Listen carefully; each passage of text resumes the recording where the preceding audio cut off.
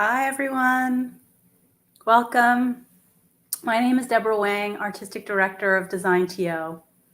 DesignTO is a nonprofit arts organization that is best known for its annual Design Festival, happening distanced and digitally from January 22nd to the 31st. With pandemic regulations constantly changing, you may have questions about the festival. There are 40 exhibitions and events happening online. For those of you who want to head out for a daily dose of fresh air, there are 35 window installations across the city which you can view from outdoors. Plus, there are more projects you can browse online that have been postponed. Please keep physically distanced from each other at all times.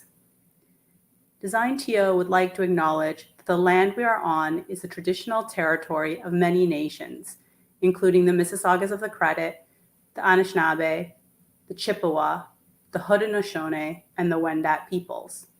It is now home to many First Nations, Inuit, and Métis peoples. Toronto is covered by Treaty 13 with the Mississaugas of the Credit.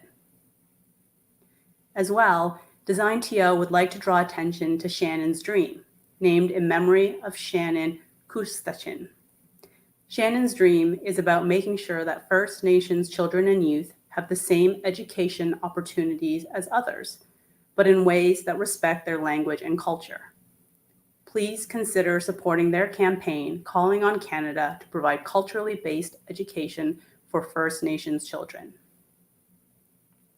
I would like to introduce Carey van der Zalm, an architect and award-winning creative director for The Site magazine. Carey's work is in the integrative practices of architecture, phenomenology and the senses, and healing with consciousness.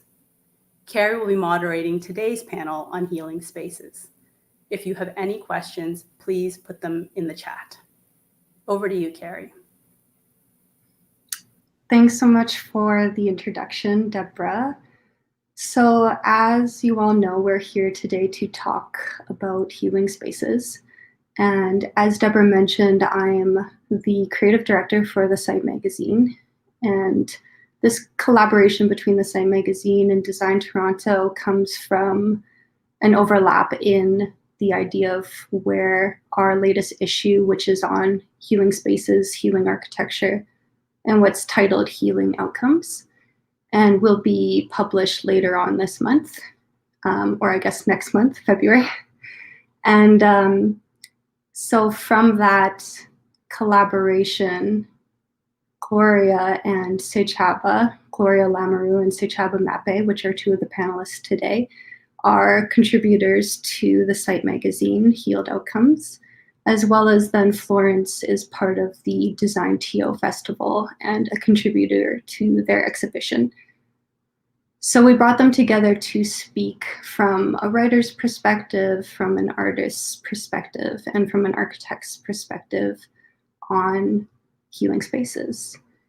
And so I'm just going to introduce our panelists a little bit more. Gloria Alamrew is an Edmonton-based Ethiopian-Canadian writer and editor. With a background in philosophy, her writing focuses on critical analysis, honing in on why things are as opposed to what they are. And her writing centers around Blackness, culture, and womanhood, and the myriad ways they intersect. Gloria has written for many distinguished publications and is an editor at Gumbo Media. Dr. Sechaba Maape is an architect and a senior lecturer at the Wits School of Architecture and Planning. His thesis explored people-place relationships, ritual and climate change adaptation amongst prehistoric Indigenous communities in Curramon in the Northern Cape Province.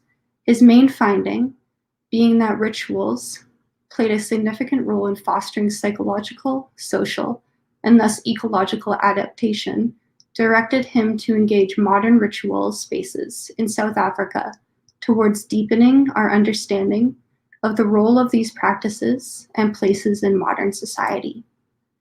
Florence Yee is a Cantonese struggling text-based art, sculpture, and textile installation visual artist based in Toronto and Montreal, whose practice focuses on the intimacy of doubt.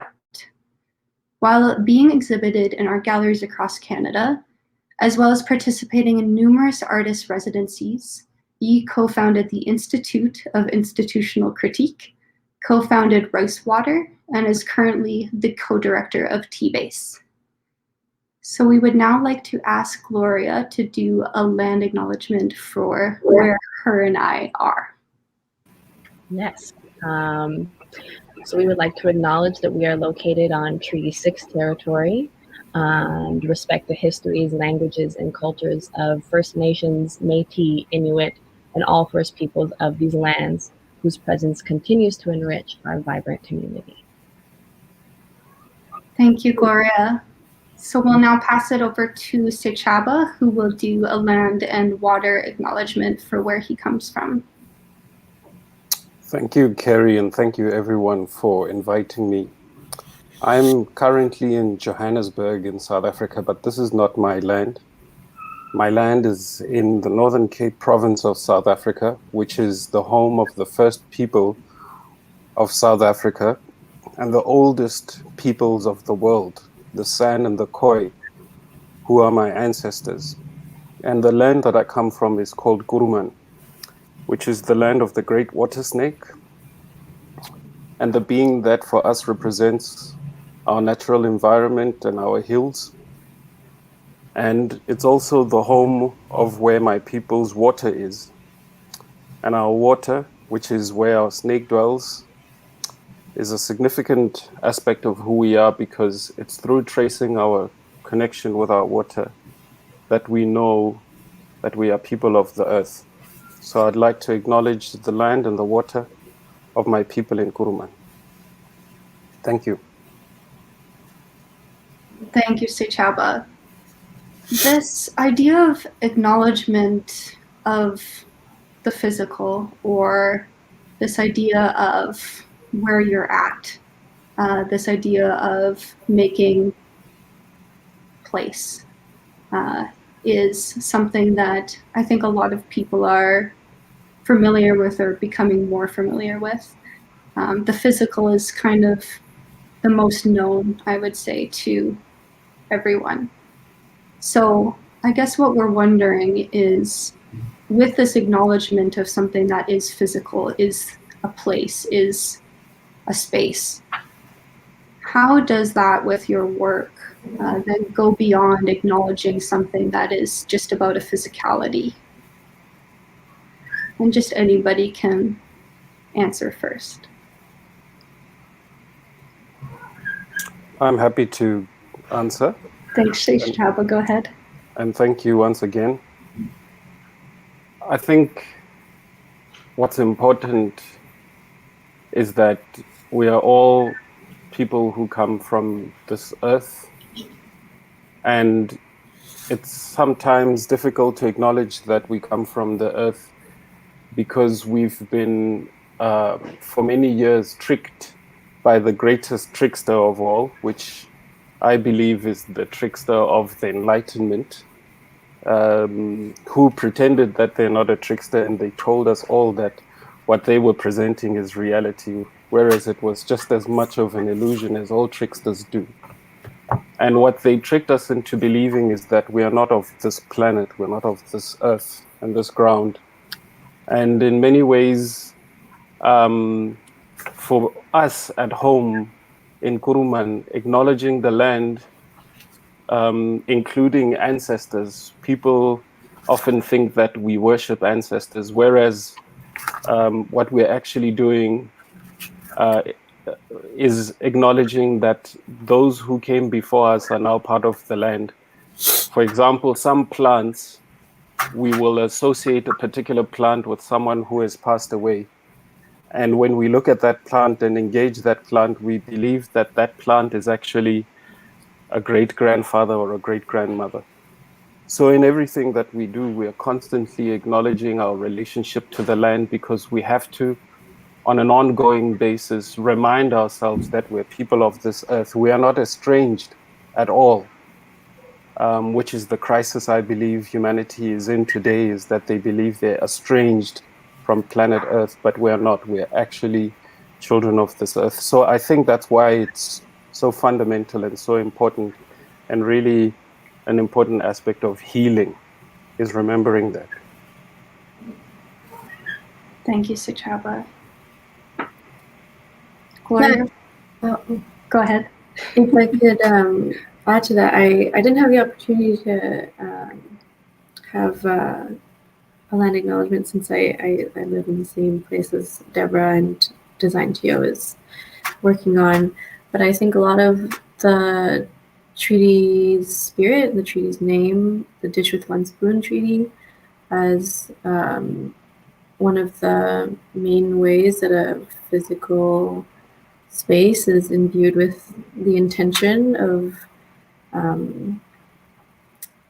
its predecessors. The Dish with One Spoon Treaty being the idea that you all have one spoon and one dish, and so that you take what you need and give back what you can, so that there's a sustainability and an opportunity for everyone who comes upon this place, and to not be exploitative in our use and our vision of this space.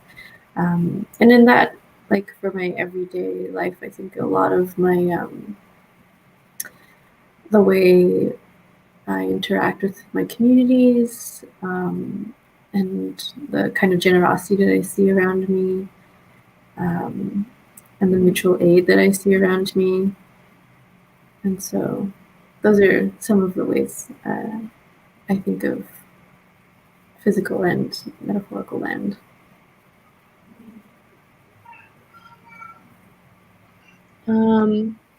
I think land acknowledgements in this time that we're in are interesting in that I see more and more people coming to terms with the fact that you'll hear often people say borders aren't real, which I think is a good concept for us to hold, but I don't know if people really can reconcile with what that means, especially in the Western world, in North America as we know it, or Turtle Island.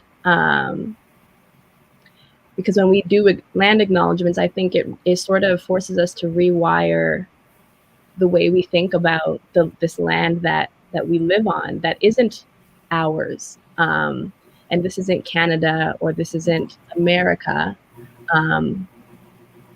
This is a land that has existed long before any of us ever got here. And there were people here. And I think in a very literal sense, that's hard for people to grasp with. Because we love to say borders aren't real, but borders contain people. And in the drawing of those borders, we've kept people out. And we've kept the very first peoples that were here out. So I think, land acknowledgements, they're an important tool that we have, especially when we talk about healing and reconciliation in terms of Canada. It's a good tool in our toolbox for us to actually grapple with what it means to keep people out and who we've kept out, and to force ourselves to think about those people and those lands that we've taken over. This actually feeds really nicely into our first question for Sechaba. Talking about keeping people out, or this idea of that we're not all a part of the one. Sechaba, your work kind of uses fear as a tool to actually evoke change, or to take people through a liminal state to come out on the other side. And, with the current global environment today, experiencing a lot of fear for people is a very real thing. And I wonder how your work can kind of speak to, using fear as this medium to evoke change in a healing way. Okay, so I think firstly I want to say that my work I don't evoke fear in people. I study rituals that did that and that still continue to do that today, in spaces that are associated to fear as an instrument or as a tool to engender psychological transition or transformation. And so there's a lot of what I would dare call wisdom behind the way in which people introduce fear as a medium to induce change. So it's something that's quite common and we all know it. So for example, I've got a little child, a small son, and I use fear all the time to manipulate him into doing good things. So for instance, I'll say to him, if you don't stop doing that, I'm gonna hit you. And I mean, it's just a threat. I don't usually hit him. But that fear is wise and it helps him not do things that harm him. And so in my research, I realized that people would introduce fear in a situation because somehow they realize that in nature, the way in which we've been created or the way in which we've emerged as human beings, we often change our behavior when we are introduced to a situation that induces fear.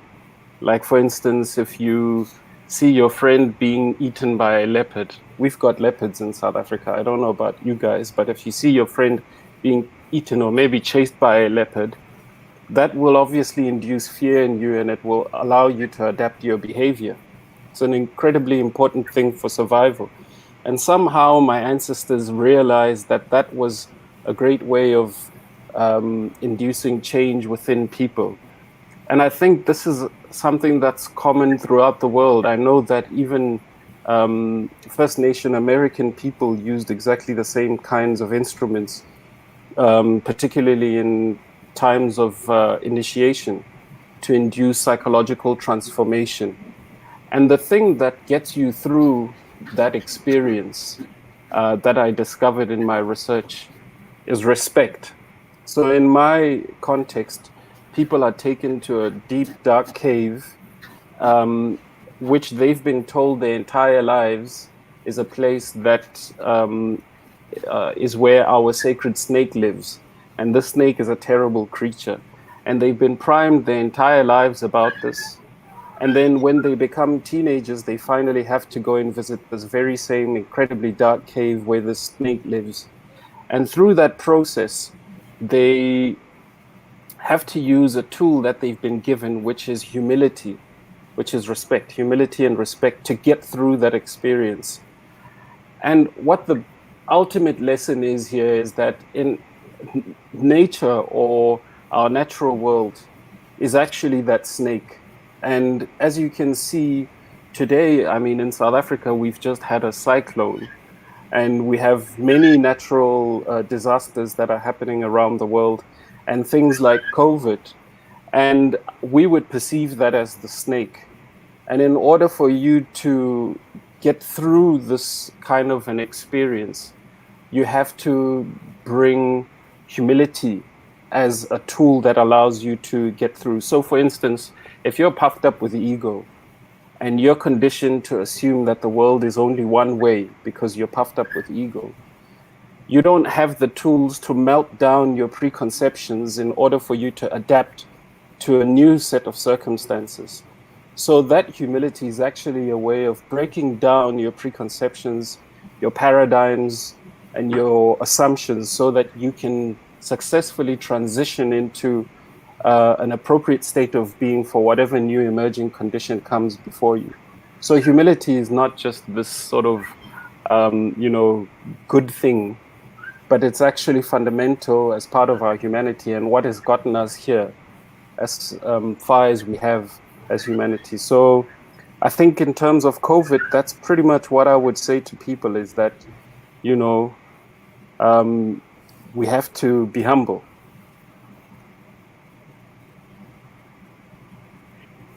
I think when you also in terms of COVID and just linking it to design and architecture. And I don't mean that just literally. I mean how we've designed our world. Almost everything that we know in this world that we inhabit has been built out of fear. I mean, you can look at anything: schools, hospitals, the stock market. Everything that we know is fear-based, and then that disconnect from the humility and the respect for nature and for one another is, I think, the root of the problem that we have today. I mean, obviously the most compelling one that we see is COVID.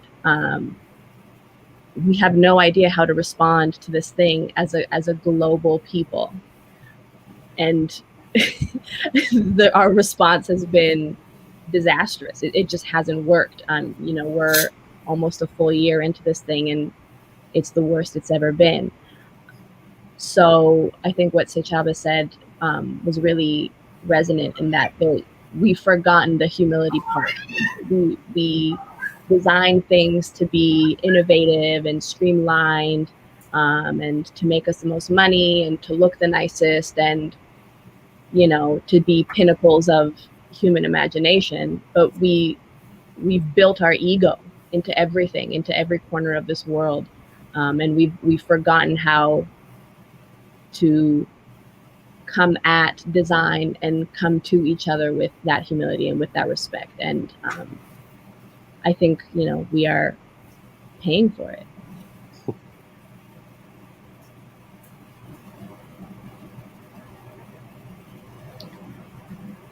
Florence, would you like to respond? I think a lot of the ways in which COVID has been especially affecting people differently is just indicative of how much, especially in isolation, that we've really kept the systems going for some people and then letting others go. And in some sort of way, it reminds me of how my partner, she's a nurse, was telling me, she was trying to think in a way, I suppose, that would maybe displease a lot of people, but that perhaps, this is very specific, but that anti-maskers should be vaccinated first, because that would help and save a lot of people from having to interact with someone who is non-compliant. And this idea of not being resentful against, I suppose, the people who may think differently from us, however much we might disagree with them, was a nice alternative to how much the discourse, I think, has been polarizing between people who might blame either young people, blame older people, blame different migrants for whatever they're doing in this time. We all have individual responsibility, but that, of course, the way the state is not allowing for paid sick leave, for any labor protections, for any sort of basic income, all contribute to this largely individualistic way of seeing our survival or our well-being.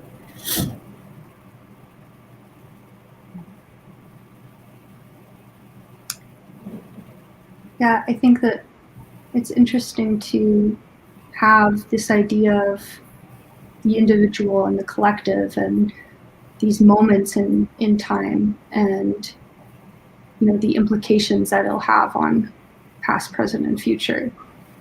Or taking this idea of this very tangible thing such as fear and asking how it's going to play out for everyone differently to evoke something new or something different or a change or a healing. And these little these moments that express themselves in time and space. Florence, you've kind of spoken to those through your work and through your art. And specifically, you've said that you can monumentalize a moment in something so small as something that you could just mail to somebody else or give to somebody else. Can you speak a little bit more to how you can monumentalize a moment in regards to your work and how that in itself can be the passing on of a healing, or, you know, how that can relate to some sort of idea of a spatiality? In very literal ways, I was inspired by Abbas Akvan's work, Study for a Monument, in which he cast in bronze a lot of flora and laid them onto this beige tarp or cloth, and it made it seem somewhat like the like botanical studies that you would have done, but because they were cast in bronze, they looked very much like burnt corpses of an environment, and so they stood both for this kind of monument, but also a destruction that comes in making it. And I was thinking a lot of these small moments that reoccur, and I think that ongoing pattern is really what makes a monument. For me, I was thinking with my collaborator Arazu Zalm of tangerines, and how in a lot of Cantonese homes, tangerines are ready available at the door or on the dinner table, something that you carry around with you to either share with other people or basically have as a sign of hospitality. And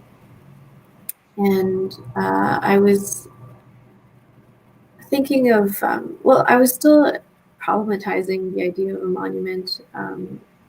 For many years, I've been interested in how to not have an individual or a singularity stand for other people as a representative in monuments, which seems to be like our default way of having many figurative monuments, especially in public art and around the city.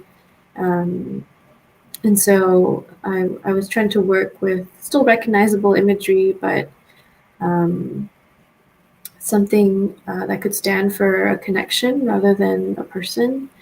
And so I asked, with a resin, we made little packages of clay with instructions that we could mail out to our friends and family, something that we've decided to do during COVID, which was at the very beginning when it was very, very isolating.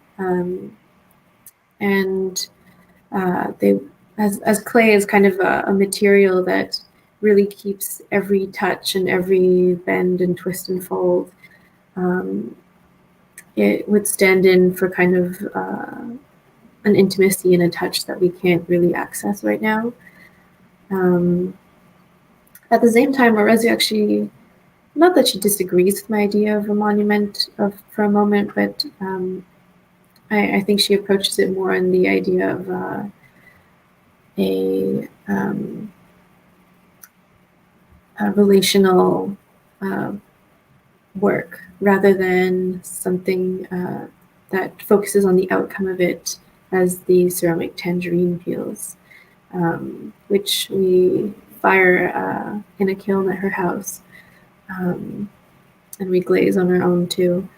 But we've actually yet to be able to finish all that, since we can't really see each other very often. And so this is a project that's spanned almost 2 years because of the very infrequent visits we have with each other. And so, yeah, I think it came as a response to trying to deal with the idea of monuments as representing a people. And I think that's what has sparked a lot of discontent with the way that people feel misrepresented by monuments. And so what can a new form of, I guess, like commemoration that doesn't feel as imposing or reductive might look like?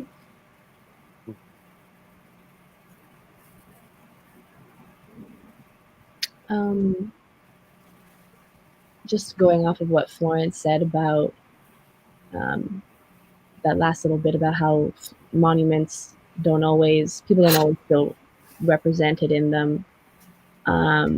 In terms of monumentalizing a moment, I think for me, the way I think about that is exactly what Florence said, is like the anti-monument.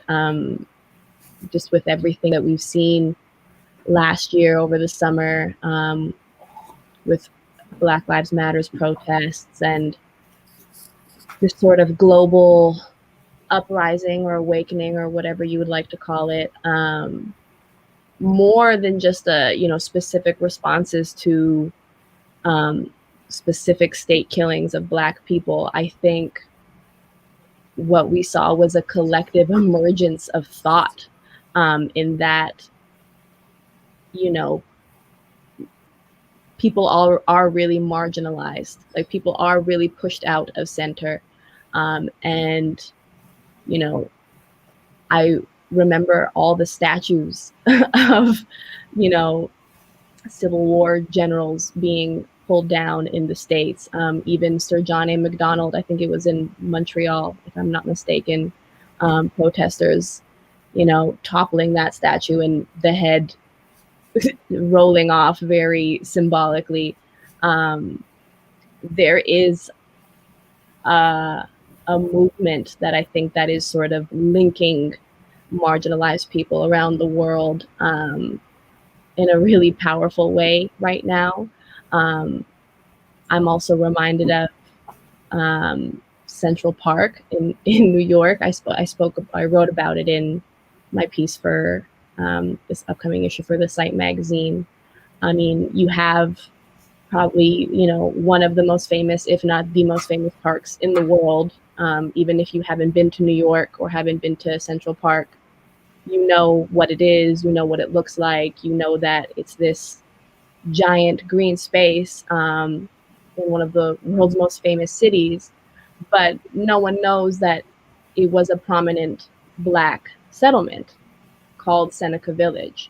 So I think about how Central Park is this sort of monument to New York and to New York City and to New York City's greatness in the world, and how we conceptualize that place. But we have purposefully and intentionally erased an entire group of people who established that land and lived there and worked there and had families there, and made memories there, and were later pushed out and quite literally bulldozed to make a park.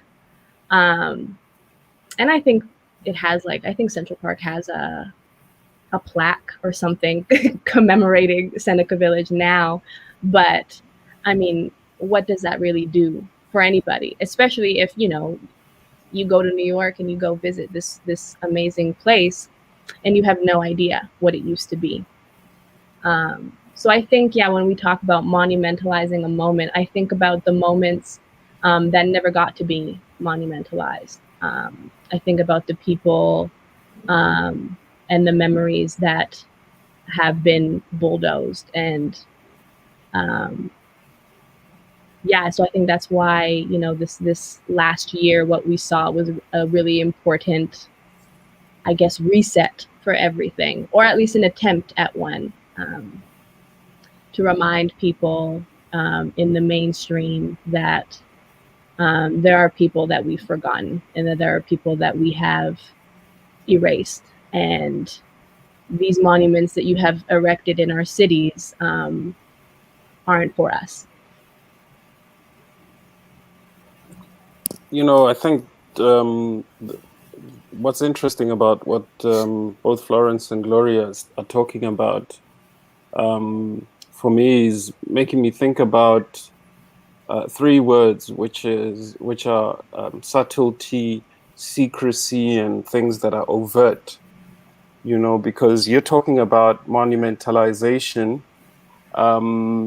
which is in a way inverting or hiding certain realities. And Florence is kind of talking about the subtlety of monumentalization as opposed to, that overtness. And for me, the frequency of these things, or like the amplitude of what's visible and what's invisible, is quite crucial nowadays, because as we've seen in the US, at least for the past 4 years, people have, or some people have been using the tools of overtness to, propagate a particular kind of reality. And I think if we haven't by now recognized that human beings are so susceptible to, falling within the, falling within particular realities that somebody has more money to admit. So like, for example, let's face it, I'm talking about Trump, right? And I'm talking about how great he was at creating these realities. And, from my research, that was the job of the shaman. The shaman's job was to use ritual to create realities, to induce certain kinds of realities. And, if we don't reestablish an understanding of that, and stop bullshitting ourselves about these old ideas about objective reality and being objective and being truthful and all of that, we're going to get to the point where we can debate things like whether we should or should not take the vaccine. In South Africa, there's an argument that the vaccine is evil, 666, and it's connected to 5G. Things that make absolutely no sense. But nowadays, because we've undermined the plasticity of reality, and we've forgotten that that's actually how the brain works, and that's how people work, and that's why we had, people who were ritual masters, who were maintaining the integrity of realities and not using those tools to just sort of come up with the next bullshit story. We now don't have the kind of tools that we need to tell the right kind of story, like the story of climate change, for instance, or the story that we are the children of the earth. So we've all bought into this idea of, Western objectivism, which is just a complete, absolute trick by the biggest trickster, the one that I'm calling the trickster of the Enlightenment. Absolute trick. Basically he said, we all need to be truthful and honest, except for them. They're not going to be truthful and honest, but everyone else has to try and be truthful and honest. And then they can just cook up any sort of reality. So what I'm saying is that subtlety and secrecy and overtness, we have to know how to play with those tools so that we can create these new narratives that are stronger and more punchy. How is it that a whole progressive Western developed nation can be totally duped by some TV star? That's embarrassing, and I'm speaking here looking from Africa. That's completely embarrassing. And when I look at it from Africa, I'm like, well, if you actually recognize that those are old tricks, sleight of hand, magic tricks, voodoo, it's like old stuff, So we need to reconnect with all of that, with subtlety and overtness and enfolding things, hiding things, mistruths, and recognize that we have to play that game. Otherwise, we'll never be able to tell the right narrative to, get people to heal and recognize our relationship with the earth once again.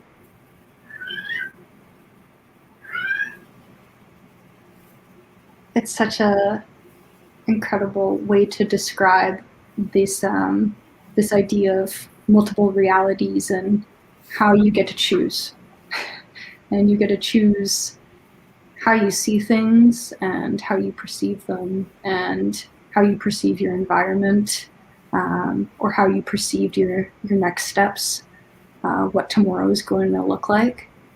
And Gloria, in your article, you finish your article by asking people to look in the mirror.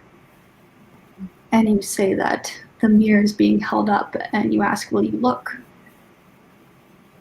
Can you speak to that a little bit more?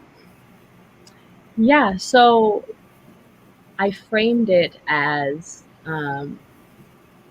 the entire piece was about how Black people can find healing in digital spaces. And I had, sort of opened up the piece explaining how architecture at its best, architecture and design can expand and amplify, the heights of human capabilities, of imagination, of, it's a testament to what we can do and what we can quite literally build. And I think the core of architecture has probably floundered a bit, in that we've entered into a world of aesthetics, and we've sort of forgotten that spaces and buildings are more than just, artful, eye-catching things. And that these places that we build and that we design, including not just, singular buildings, but entire cities, can enact harm actively and have been designed to do so. You look at schools in the suburbs and they're beautiful and they're gorgeous, and, I wish that I had gone to a school like that. And, you look at schools downtown or in the inner city, and there are no windows. So, and when you start to look at, which kids go to which schools, it becomes more glaring, the answers as to why that is. So I think the reason why I said, there's a mirror being held up to you, will you look? Is that it's just recognizing our place in all of this, as artists, as designers, as architects, as people who create things. Art is not always just a beautiful thing. Art can harm people and it can leave people out. And this isn't to say that your art should be or even can include everyone. But it's just knowing that up till now, at the very least, up until this panel that we're all at, we have excluded people on purpose. And in that exclusion, we have actively harmed people. And it's just an acknowledgement that if we are to now move forward and even think about conceptualizing what a healing space is and how can we now engender healing into cities and into buildings and into our hospitals and into our schools and into our homes, we have to first be truthful and acknowledge that we've built trauma and pain into those things. And I don't think personally that a conversation of healing can even take place if we don't acknowledge that entire cities and worlds have been built off of the backs of pain and trauma. Yeah, thanks, Gloria. That reminds me a lot of what something that I've seen written about recently, that if a severing of a connection is done by trauma, then the healing of that is by reconnection, but that reconnection takes so many precedents of like needing this space to be okay and safe and productive for a connection, that you can't have so many unresolved and invalid griefs in a space that is expected to be healing for someone. I think it reminds me just a lot of the way that most art exhibitions that or a lot of places that want to promote healing, I guess, don't are not themselves like reliable spaces. They're, you know, they have security guards, they have gates, they have their own rules of engagement, and like, what does it mean to lend that space to someone else if they don't have agency over how it's dealt with, how it's managed? So I always come into like skepticism, I suppose, with come in with skepticism into spaces that I suppose proclaim a healing like intention behind it, that I think it's so much more difficult than the declaration of that intention, I think. Yeah, I think, Gloria, you know, I know you've spoken about prisons, for example, as like examples of really harmful places, you know, and how often, at least in North America, prisons are places where a lot of African American men find themselves. I think that here, where I come from, we have oppressive spaces in every single space that we live in, which is some kind of westernized modern space. You know, every single little 90-degree corner, and, you know, every single sort of modernist space is harmful, because all those spaces completely deny me of being a person of my history and a person of my culture. And it almost seems as if, I mean, I'm being incredibly serious when I talk about how traumatizing it is for myself and a lot of people like myself to be in spaces like this. I mean, the place that I live in is a modernist building, and most of the buildings in the city that I live in are modernist buildings. And most of the government housing that is built for the impoverished population of my country are modernist buildings. And that to me is an incredibly high form of violence, because you know, it totally strips me away from being in touch with the earth. I'm talking about touching the earth literally. These corners are completely acontextual for me. They have no reference to me. They have no reference to what I believe, you know, and they do exactly the same thing that I was talking about earlier about the Enlightenment. They have this, it's almost as if the core goal is to make me forget my land, the very land acknowledgement we were talking about earlier. So, I mean, I look at the screen that we're looking at here, the four of us, and I look at the spaces that we're all in, and they all pretty much look like spaces that are influenced by Western architectural ideals. But they all look like we could be in the same building. And that's terribly harmful, I think. There's nothing about any of the spaces that we're all looking at right now that is talking about the very lands that you guys and I spoke about. So I think that the trauma is far more subtle than we think. Yes, there are very obvious ones which are completely grotesque, things that you're talking about. But I think at an incredibly subtle level where we've all conceded, and many of us even tend to aspire to living in spaces like this, I think that's really, to me, especially for myself and my people, where a serious problem lies. So architecture as it is completely violent for us.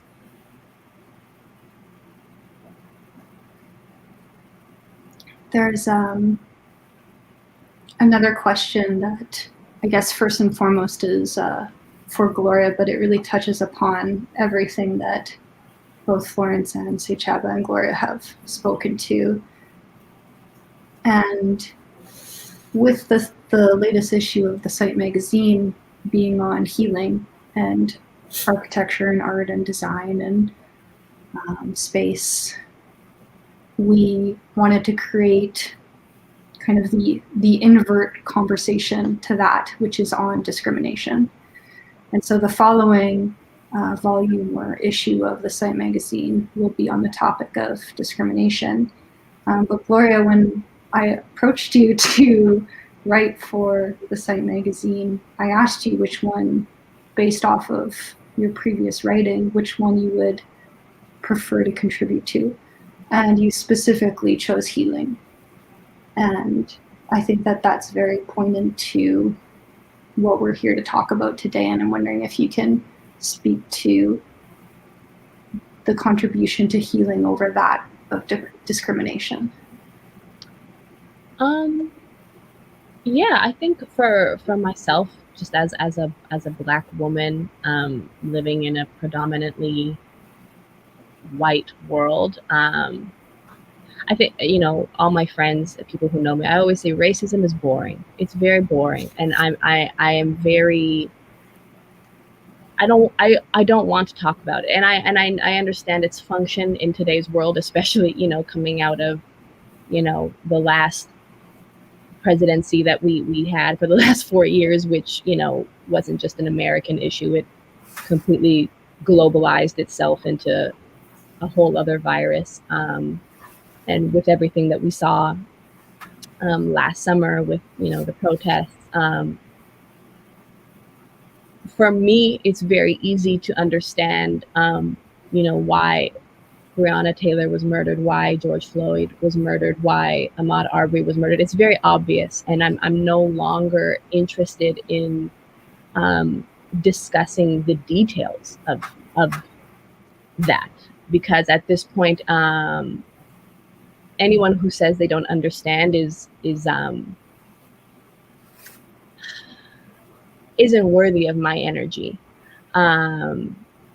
because quite frankly, we all understand what is at play here. For me, I always say, like my Instagram bio says, for Black girls always, my energy, my work, my money, my priority is for Black people. It's for the betterment of Black people's well-being on this land and globally. And that includes financially, that includes mental health, physical health, romantically, interpersonally, education, workplace, all of that. I'm focused on how can my work and my energy lend itself to a place of healing for Black people. And even if that's just, the specific Black person that I'm talking to that day, whether it's, my dad or my cousin or my love, whoever it may be, I just want to make sure that I leave that person in a better state than I found them. And on a wider scale with my writing, I hope to, at least offer some solace or some comfort. My favorite messages to receive whenever I publish a piece is from Black people who DM me on Twitter or Instagram, just being like, girl, like this piece, like it felt like home, and it was so nice to read. That's my favorite thing. And I hope to not insert too much ego into myself, thinking that, I'll change the world. But if I can just change my own, nucleus, then that's perfect for me.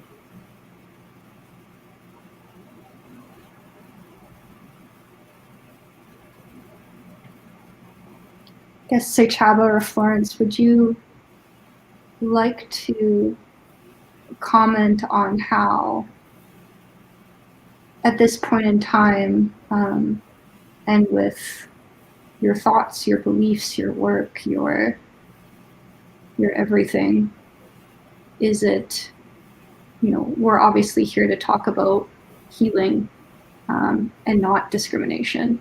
And so what does that mean for you? And for, perpetuating forward into a different reality, different currency of reality, as I've heard Sechaba say before, into a new consciousness, and one that is moving towards healing instead of an alternative. Okay. I think a lot of people have this is my own personal view. I come from one of the most racist countries in the world. We're known for it. And I think people hate Black people because they are Black people. I think people hate Black people because they're looking at something that reminds them of something that they just don't want to acknowledge. The other day, somebody was talking about how, people call Black people monkeys. And I was just thinking to myself, man, I've actually got absolutely no problem being compared to a monkey, because monkeys understand their relationship to the earth. Monkeys are not going around killing each other in wars. Monkeys are not, doing things that those who call Black people monkeys have done, which are completely, antithetical to being so-called human.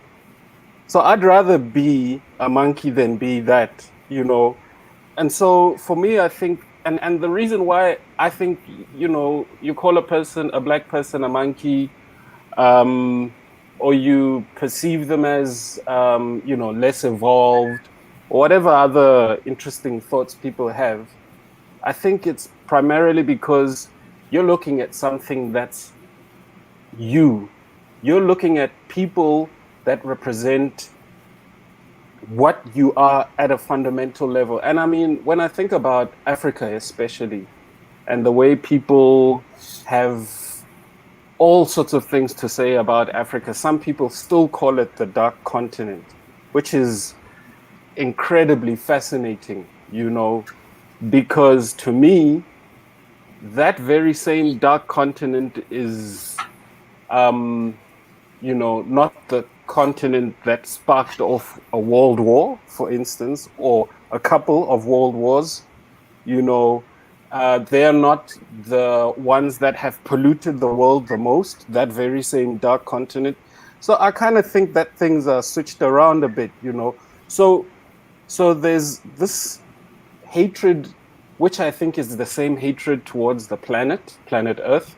I mean, Black people were being as commodified as the land was being commodified. In fact, they were being used as just one holistic object of capital gain, Black people and the land. So, and I'm not saying this to romanticize Black people as if they're the noble savage, but there's a clear distinction that people want to make between themselves and Africans and Black people. And I think that that's primarily because there's an acknowledgement that one is making when you acknowledge the humanity in the African. You're basically saying, that's my elder. That's the elder. They came first, you know, and we came after. They came first, we came after. And so to me, there's actually a self-hatred there. You know, it's not you know, in some cultures it's not good to be so loud. It's not good to, you know, dance so much. It's, you know, it's not good to do certain things that characterize African people, but maybe characterize something incredibly human. So I don't know. It to me feels as if there's a hatred towards something fundamental about humanity, which maybe stems from an existential problem that people have yet to resolve. What Sechaba was saying reminds me a lot of, well, most critical race scholars who talk about that really the gaze of racism is basically a mirror, and the same mirror that maybe Gloria was speaking of, that it says much more about the person projecting all of these things rather than the subject that is projected onto. And as for, as for the difference between discrimination and healing, I mean, for me, I almost see them congruently, because you are healing from discrimination. And for me, in my personal experience of how my own personal, I suppose, like healing in terms of like my loss of language and my other kind of ambiguous losses, they've all been, I suppose, confronted with by understanding, speaking about, and then I suppose undoing that discrimination. And really, that when healing happens for me, it brings up so much of that painful past or present or futile future that I see. And so I think for me they're quite entangled, and that I think especially maybe that's why people kind of see the ceramic tangerines that I make as poetic, because there's a bittersweetness to it, that there's always the shadow of loss in everything that I do, because I definitely think that healing looks a lot uglier than maybe most people idealize it to be. I mean, as flawed as the whole process may be in multiple places, the idea of truth and reconciliation is that truth comes first, and then reconciliation might or may not happen. And so, yeah, it's interesting. I hadn't heard of, I didn't know that there was going to be a discrimination issue after this one. Yeah. We can talk more about that later.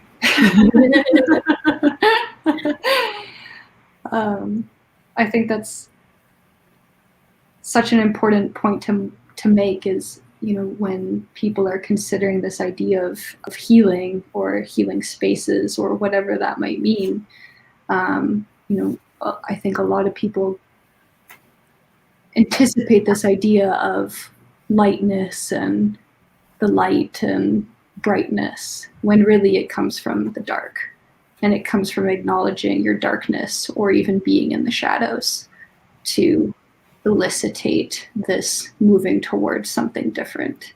So I think that that's a very perceptive conversation to have about healing, and it's just as important to come from your darker self or your shadow selves to before you can even anticipate healing.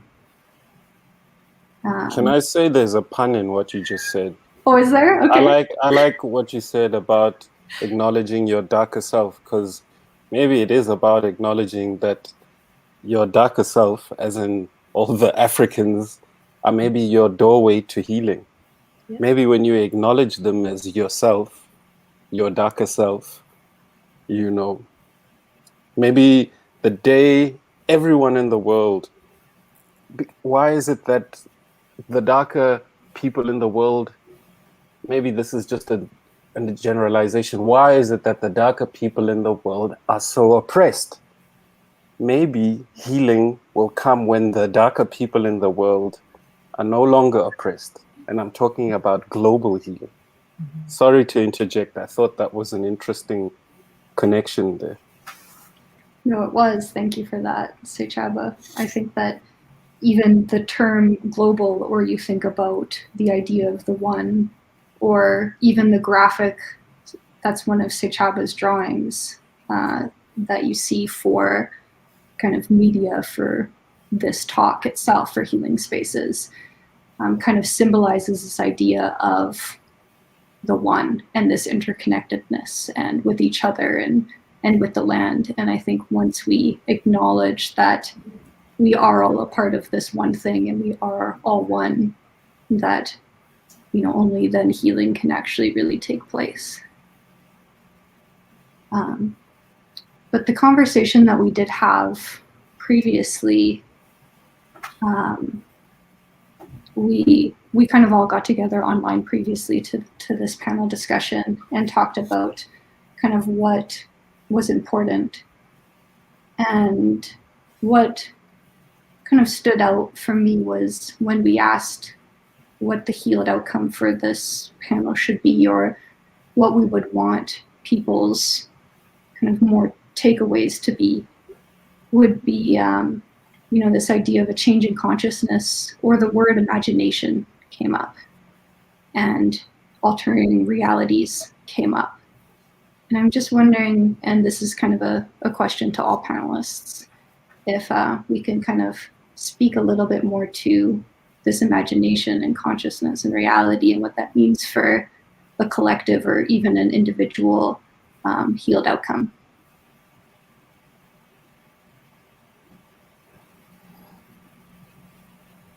Okay, I'm happy to start.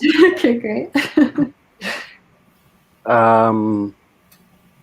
So, I mean, I've mentioned this several times already, that, you know, we first and foremost need to get to grips with how human brains work, that we are all susceptible to buying into some kind of a story or some kind of a narrative. And that's what I said, that in South Africa, there's a big debate of whether or not we should or should not take the vaccine, because maybe it's evil and somebody's put a microchip in the vaccine and they're gonna, I don't know, follow you around, or whatever stories out there, you know.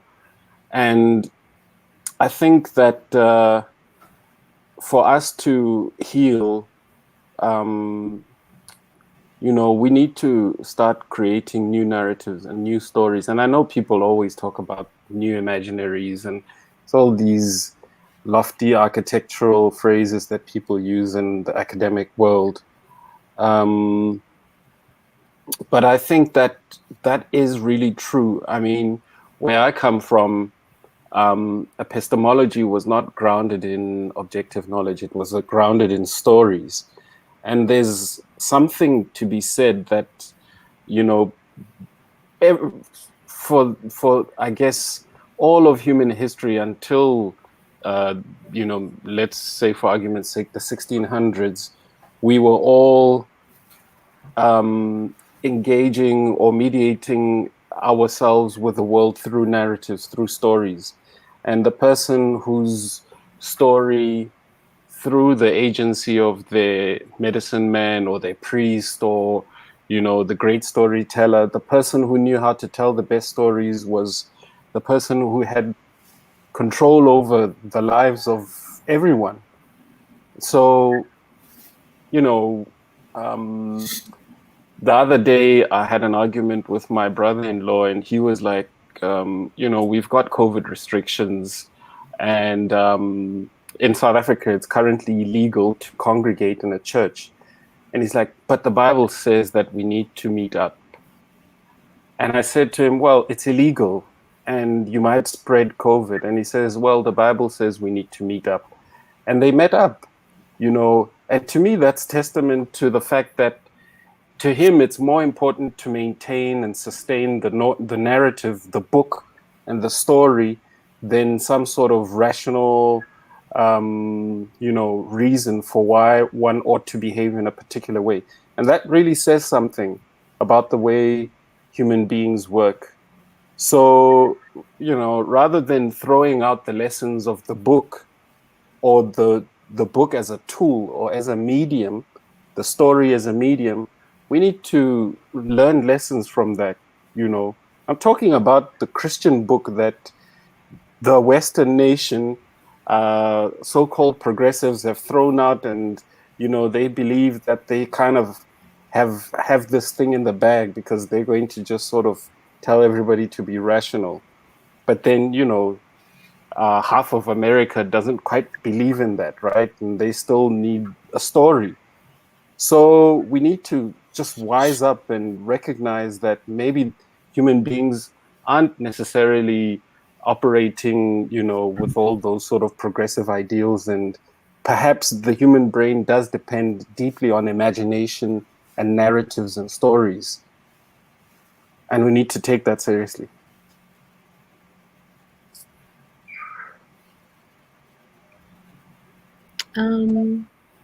In terms of just a healed outcome and, you know, altered realities and new imaginations, I'm reminded, so growing up, I would spend every summer back home in Ethiopia with my family. Me and my parents, we would go. And my grandpa, he would play this game with me. So I would ask him a question about anything. It could be a very simple, asinine question. And his parenting or, you know, child rearing style was very much, I'm going to make you figure it out on your own. So he would just ask me the question back, and I would give him whatever I thought my answer would be. And he would just ask me a series of why. So I would say my answer, he would say why. I would say my new answer, he would say why. And wherever I got stuck, wherever I could no longer come up with the next answer, he would always say that that's where your answer lives. And he would let me go and figure it out. He would go to the library, go to a book, sit and reflect on it. And I think that really is just what my hope would be, what my healed outcome would be for anyone who's watching this panel. I think it's just compelling people to do that work. I think people get overwhelmed when thinking about the world and thinking about the state that we're in, and, well, how are we going to fix everything? Everything's a mess. The world is on fire. But if we just break it down to the fact that it is all singular work, you have to at some point let go of the macro scale of things because it's too overwhelming for us to even conceptualize sometimes, let alone come up with a solution for. But if we can just sit down and do the work as individuals, which I think is our responsibility, I mean, especially in 2021, I mean, I think we owe it to each other at the very least to do that work. And the thing is, all of our imaginations are stunted. It's not just Black people no more and everyone else, you know, it's up to you to do the work. I mean, the great, you know, curse of colonialism and white supremacy has ruined us all.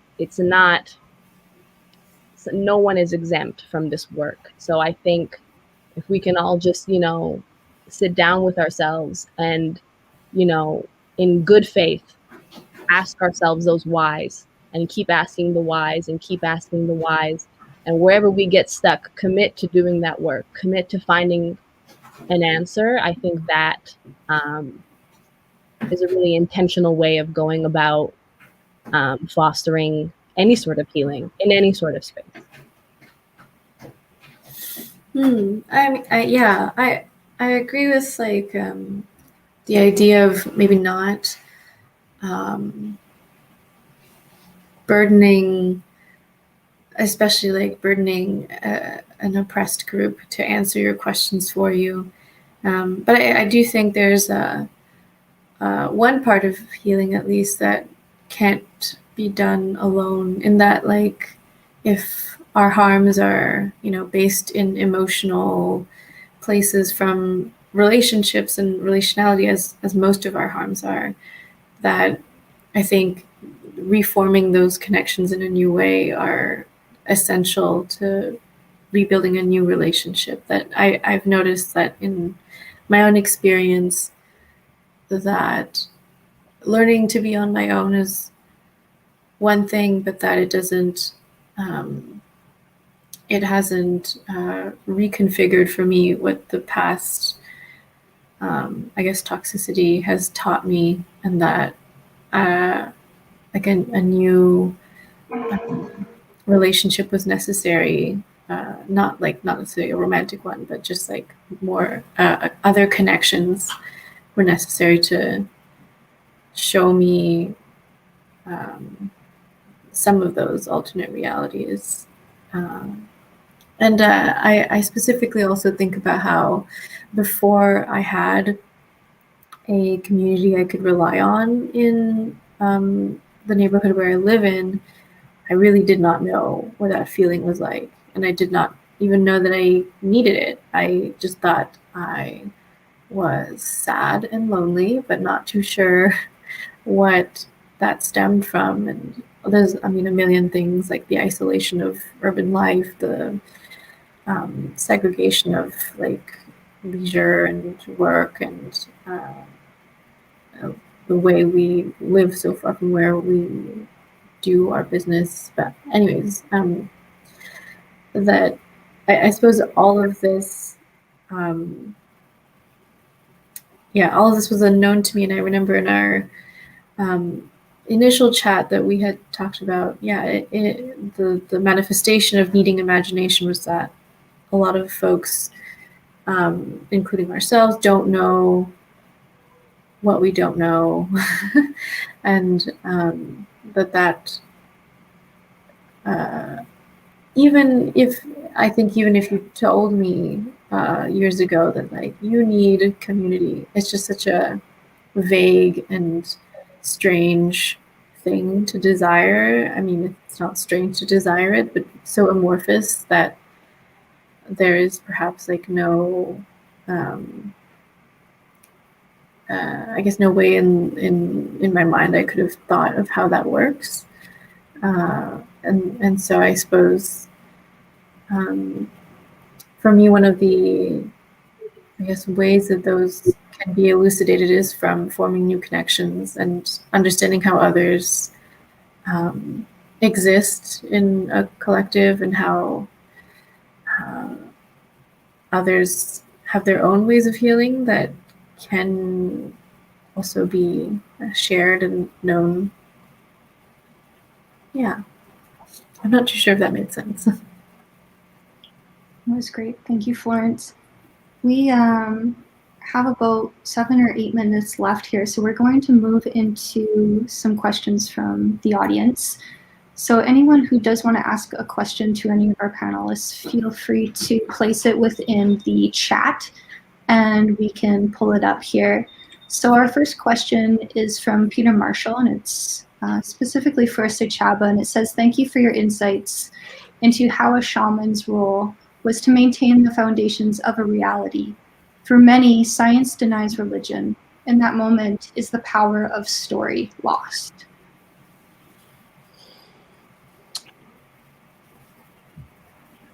I think the idea that the shaman's role was to maintain the foundations of reality is actually something that science is supporting more and more nowadays, because we understand the way in which the brain works, and that the brain both is physically plastic, but consciousness is also to a degree plastic. And so, it's actually through science and more open forms of, or rather collaborative, interdisciplinary forms of science that we've begun to appreciate that's the way the brain works. And in combination and in concert with anthropological research, philosophical work, people are beginning to appreciate that particular mechanism in which the brain works is still ongoing, in spite of the fact that we believe that we really live in this, more objectivist paradigm. It's still a mechanism that's ongoing, and that's exactly why I believe things are playing out the way they are playing out in the US and in different parts of the world. Politicians have always known this. They have, entire teams of people that know how to coerce and manipulate. So I think the long and short of it really is that I think it's, in fact, now that we really understand what the whole thing was about, what people were actually trying to do with all of these stories. And thanks to science, that, we've revealed that. So I think, and I hope that answers the question. Thank you, Sechaba.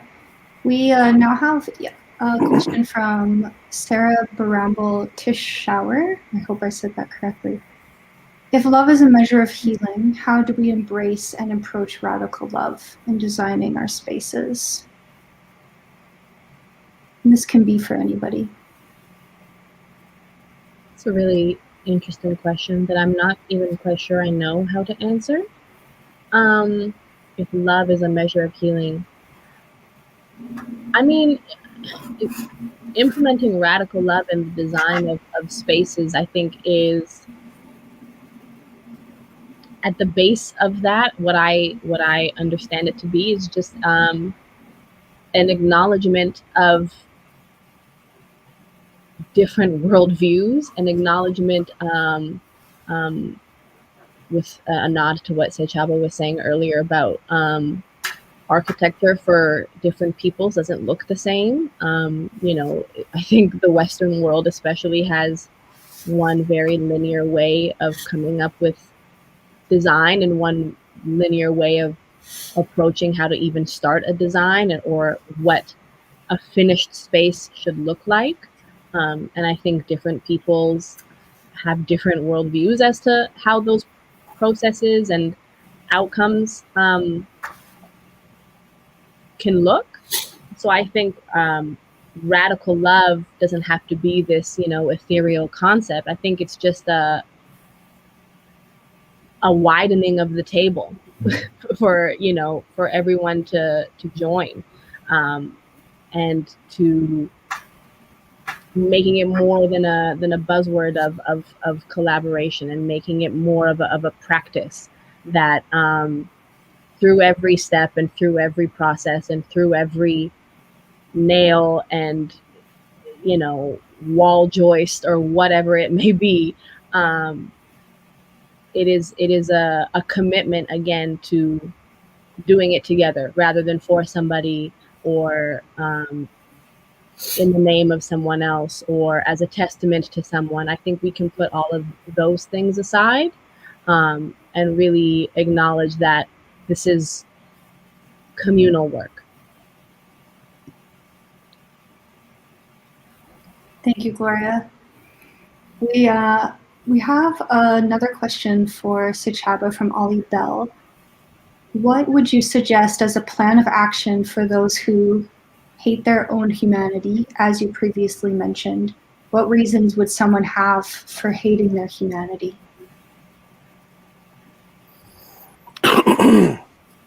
I think that we still don't have okay, so let me answer the second part. This is what I think, is that people are still confronted with the big questions of what the hell is reality? Why are we here? You know, where are we going? What happens when we die, etc., etc. And the wisdom that I was talking about previously is that, or at least in my culture, in my tradition, is that you get to the point where you're okay with not having those answers. And in fact, you delve deeper and deeper into a state of not really not knowing those answers. And, you know, it's a kind of, when you go into that deep cave, these healing spaces at home, you're kind of giving up your control of knowing and um, uh, being able to predict everything. But then, in the West, because of the Enlightenment, everything was meant to be illuminated, and everything was meant to be mapped, and there was cartography, and there were the conquests, the colonial conquests, and the discovery to illuminate the dark continent, etc. And to me, that became part of the identity of a people who ultimately wanted to be in control, which is counter, or is the opposite of what I'm talking about, which is fundamentally admitting and coming to terms with the fact that you're not in control. Firstly, you have absolutely no idea what you are as a being. You can't really define yourself because there's no true measure or any reference for trying to define yourself. Gloria probably knows more about this philosophical stuff than I do. And so, basically to be human is to come to terms with you being in a world and, surrendering to the circumstances that you're in. And, at the core of that is humility. You see, and to me nowadays, things like the COVID ways in which people are getting a sense of that again. But it's obviously because of this dominant Western culture, people see that as an adversary, and they need to find a way to control that situation and to regain their sense of cartographical security, so to speak. And so, you hate those who seem to still remember what it's like to actually come to terms and admit those circumstances or those existential situations. So that's, I think, why certain people hate that. They hate their embodiment, they hate the fact that they are bodies and they're going to die, and etc., etc.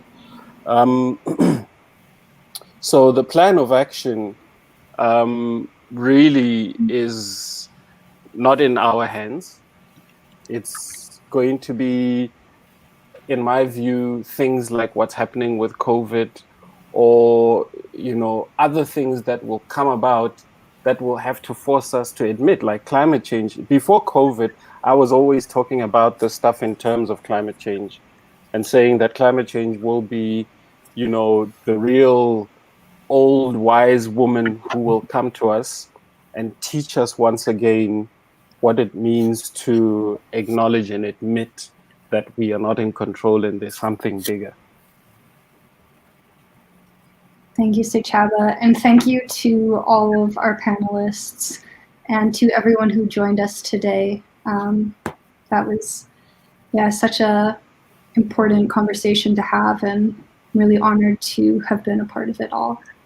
So we're going to pass it over to Deborah from DesignTO to have her closing remarks.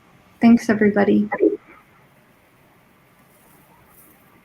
Hi, everyone. Thank you to our panelists and Carey for such a deep and thoughtful and complex discussion today. I'm going to have a lot of takeaways, but some that stick out are kind of this idea of this mirror, and maybe in that mirror, is the fact that before we can heal, we need to acknowledge that we've harmed others and we've harmed the earth. in subtle and explicit and in terrifying ways. So maybe that's something I'm going to take that with me. I want to also thank the Site magazine for collaborating with us on this panel, and to the DesignTO team, especially Robin Wilcox, Michael Magis, and Carmel Garvez, who are working behind the scenes today. And again, thank you to our audience. Programs like these are made possible with your support, so please consider joining the DesignTO members community. We have new membership tiers and benefits, including year-round programming and a digital library with recordings of events just like this one. And have a great afternoon. Thank you.